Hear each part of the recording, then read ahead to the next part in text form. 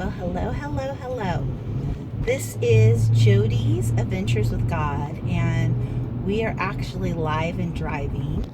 I don't know how bouncy it's going to be with my new little thing, but I thought I would go ahead and try it. I'm hoping the volume is up on this. Alrighty there. So the topic today is grateful, thankful, and keeping our eyes on God and trusting in God. And I was reminded of this actually last night, and it was one of my dear friends, Suzanne, the one I've shared with some of you guys that have followed me, is where I started doing my little recordings on the phone with my daily devotion. Well, today I actually have my Jesus Calling with me. I grabbed it because I've kind of been on the go today. And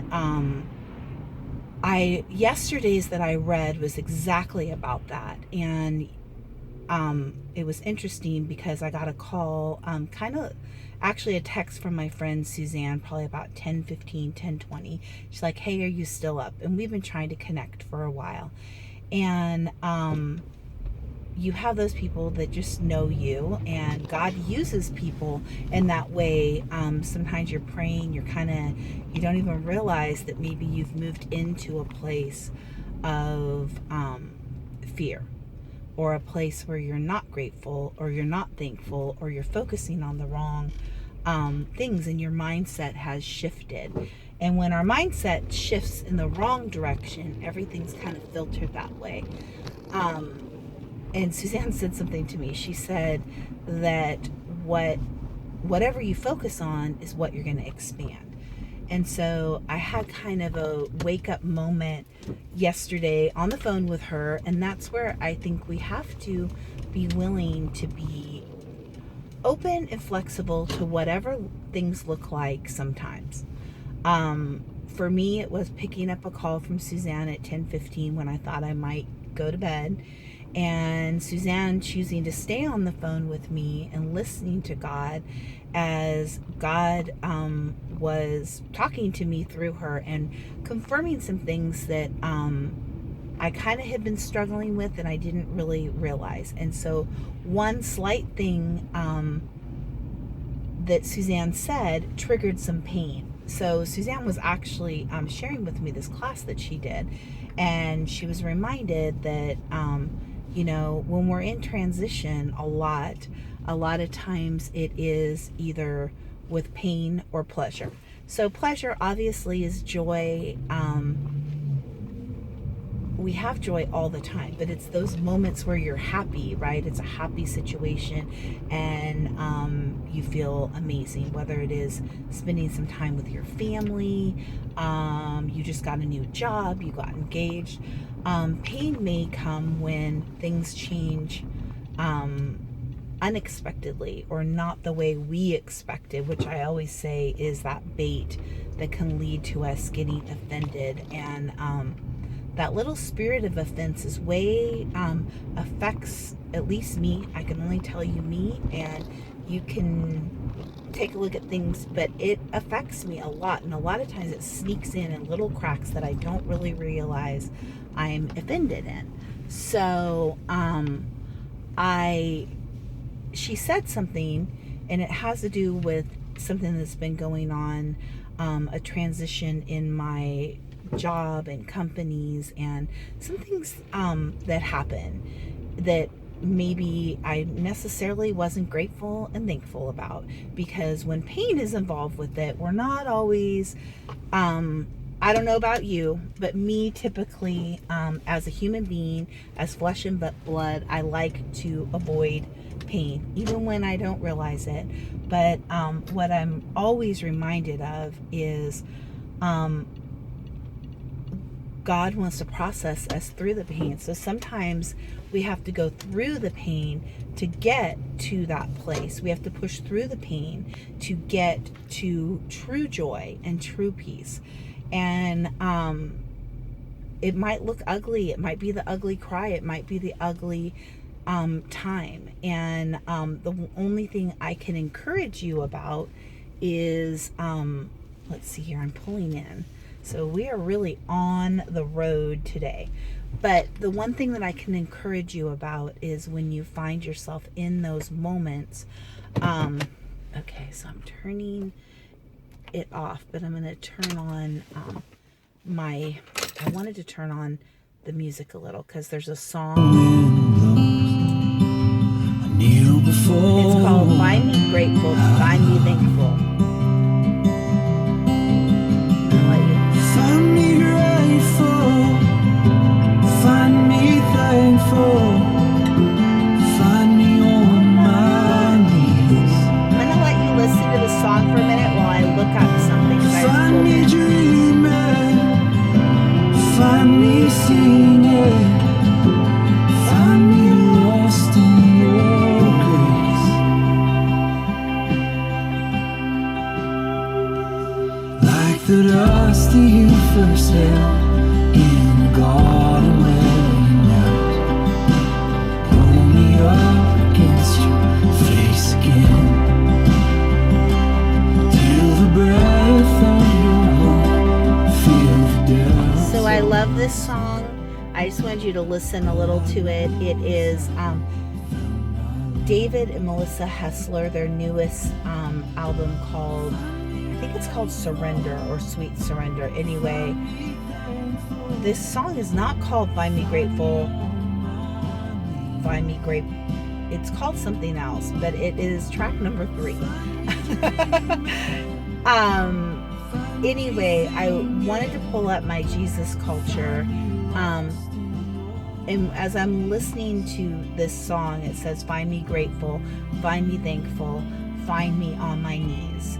And what I'm going to do is I'm going to read, this is actually yesterday's, but I felt like it just really fit with exactly what God was speaking to me right now in my life. And so I just bring you on all my adventures. And right now we just pulled in the parking lot. So it says, trust and thankfulness will get you safely through this day. Trust protects you from your worry and obsessing. I really love that because I didn't think about it that way, but trust protects us from worry and obsessing. Well, it sounds like just perfect, but we can't really, there's those moments where we have to realize, oh my gosh, this is what worry and obsessing looks like. And typically, normally, I kind of get this scrunchy thing. People can see it in my eyes. They can hear it in my voice because I just kind of talk like this. And those are my cues that I'm out of peace. And sometimes God uses other people to just say something to me. And I'll be like, wow, oop, I just went out of trust. And you can hear it in my voice. I'm doubting. I'm trying to rely on my own understanding, not God's understanding, which is not of this world, and it normally looks the opposite. So it says, thankfulness keeps you from criticizing and complaining, those sister sins that so easily entangle us.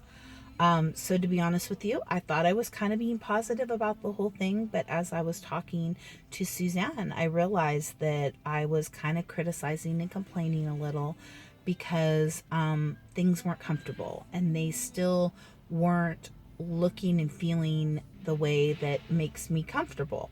It was still all over the place, and I wasn't feeling like the results that I'm used to or the things that I judge for results were getting me where I needed to go. So what Suzanne was reminding me of is she said that she's been taking time every morning and writing in her journal. And she knows I write in my journal. But she said the first thing is just to write 3 things that you're thankful for.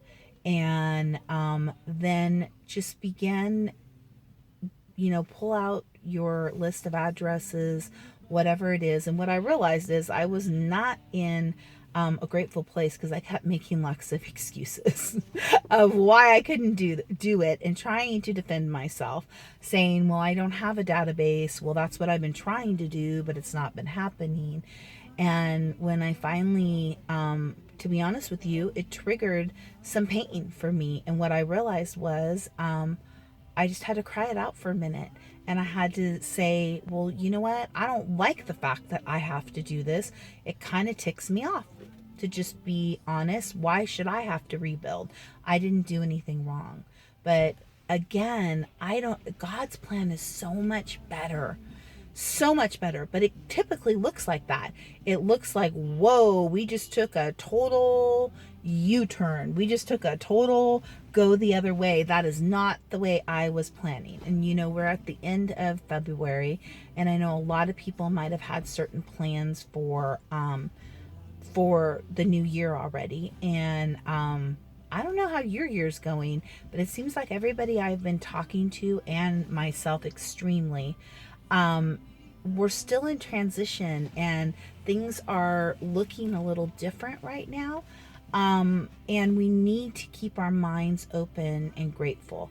And one of the things that can move us right back into trusting God, is taking that moment. And the reason why I wanted to play this song, Find Me Grateful, Find Me Thankful, is because this is another way, as I'm playing it here, that is another way. If I happen to just be on the road, if I happen to just get in the car and I'm just like, ooh, I'm just really struggling here, I listened to that song, and within probably 30 seconds into it, I'm completely back into gratefulness and thankfulness.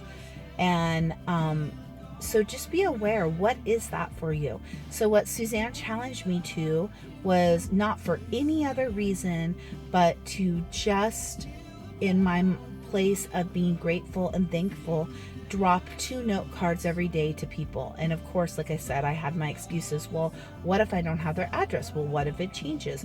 Well, what if this? And she goes, well, then I guess that's a great excuse to send them a message and just update it and do it one little bit at a time.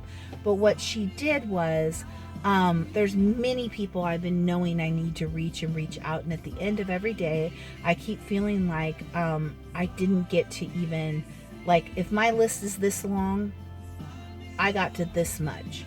And even at the end of the week, I still got to this much. And every month, it seems like I still got to this much. And I'm carrying things over that seem really important. And so she helped put it in just a little bit for me, that I just start with two a day, and just saying something kind and nice. No, or I'm thinking about them, I'm missing them, and dropping a note in the mail. And I realized that takes a few moments, but as I did it, I was reminded that even in that, I can't think about anything else. I have to think about something that I'm grateful or thankful that they're in my life, and taking a moment to write about 3 or 4 sentences. And again, that helped shift me from being in that moment of what they were talking here, those, they call them criticizing, complaining, worrying, obsessing. It moved me out of that. And I realized even in that moment, I changed my words to her, because I said, I realized this weekend, one of my new seasons and my new part of my adventure is that I actually have a home office. I realized I haven't really chosen to use my words always that way. And even when people are saying something to me about, wow, it must be fabulous, you can be in your pajamas, in my mind, all I go to is what I haven't accomplished, what I'm not doing, and what I kind of, well, yeah, it might be fabulous, but I'm not thinking it's that fabulous. So I chose to look at it differently, and I even spoke it to her right then and there. And I said, you know what, I'm going to open my windows in my blinds in there and look out at the goats, and look over at my my little, what do you call it, prayer room, war room that I created last year, not knowing that I was going to end up moving my desk and moving all kinds of things in. And some people are, their gifting is in being able to just, they're great movers, they're great transition into things, and you put things out of sight and they remember it all. Well, I'm realizing that that is not my strength. So when I now am moving things in two different places, it has been a real challenge. But I have chosen to go in that room today and look outside and see the beautiful goats, see that I live in the country, that I'm so grateful that I have a roof over my head. You know, it's windy out and I can see this, and the sun had come out and it was pouring down rain. My whole drive to Modesto yesterday, my whole drive home, literally it would start to rain so hard that who I was on the phone to, they couldn't even hear me. And so I chose to be grateful for that. The sun is out today and I'm so grateful for that. And it really did change and shift things. So I want to challenge you guys. We're in a time right now where I know news, everything, it just seems like there's a lot of unknowns, a lot of transition in our world and the things that are feeding in. So I think I want to give everybody a challenge. Number one, to decide to do something to focus on the positive, to focus on being grateful. And I would love to hear what you're doing. If you want to send me a video, if you're my Facebook friend, I'm going to post this video on Facebook. And if you want to attach it, just something that you're grateful for, something that you're thankful for, something that you are appreciative of, that maybe not is what you've always looked that way. I would love to hear. That is your challenge. So I'm gonna read the rest of it. It says, keeping your eyes on me is the same thing as trusting me. It is a choice that you make, and this is what I love, thousands of times a day, not just one time. I think the lie is, woo, I got over that obstacle. I saw it coming this way. Whoop, it's coming that way. It's thousands of times a day we get to practice it. And it's also choosing what we're going to say. So one of the things God's been putting on my heart is to get to choose to say, I'm getting to practice, which we can also use a different word that would not necessarily be positive, which would be, I didn't do it right, so now I have to do it again, right? Or I wasn't successful with that, so now I need to do it again. But success looks different if you're open to it. And I love what it says here. So when I choose to keep my eyes on God, I'm choosing to go back up and trust him. So it's an action on a regular basis. We have to go back up. We have to go, oh, my eyes moved over here and I'm focusing really tunnel vision. And all I see is this. And God says, okay, open up, open up. What are you going to do? So it looks different. For me, it was that little tip by Suzanne, which was to choose some things to be grateful for, write it down, and then choose to actually do something and different, not just send a text, not just to do that. And to be honest with you, I didn't even turn my phone on, and that was a challenge too. And just thinking of people, and the surprising part was my list kept growing as I happened to see something, as I happened to think about something. I was reminded of different people, and so I'm going to be sending them a card. So matter of fact, if I don't have your address, you can email me, you can respond. Evidently, I found out a couple things from my brother Kai. So Kai, shout out to my brother Kai. He's been teaching me some stuff of how to do this YouTube thing. So I'm going to be doing some, I guess you call them hashtags, of what it's about. But if you want to get, I guess you go to the very bottom of my video all the way down, and then there's a place to comment. So I would love to see your comments. If you want to send me your email, if you want to go on Facebook, it's the same as my email, Jodi Gambini. Friend me. I would love to hear about how things are going with you, and how those moments where you realized it, because I believe that we are created by God to connect, not to isolate, but the instinct is to isolate. Even that moment I had a choice. I've got this new little thing, and the text in the phone came right on my hand, and I had a choice to go, okay, am I going to answer this? And that other part was like, oh gosh, you know what, it's already 10:10 and I probably need to get to bed. But you know what, answering that call was directly from a message from God that he used my friend Suzanne, and it was exactly what I needed. And I had just a little bit of pain left in one little area that had hurt me. And you know what, I needed to be able to cry it for a moment, even on the phone with her, when I was trying to pretend that I wasn't. And then I did. And then, you know what? I got it out. And I realized that's okay. And I've walked through a lot of forgiveness for this person.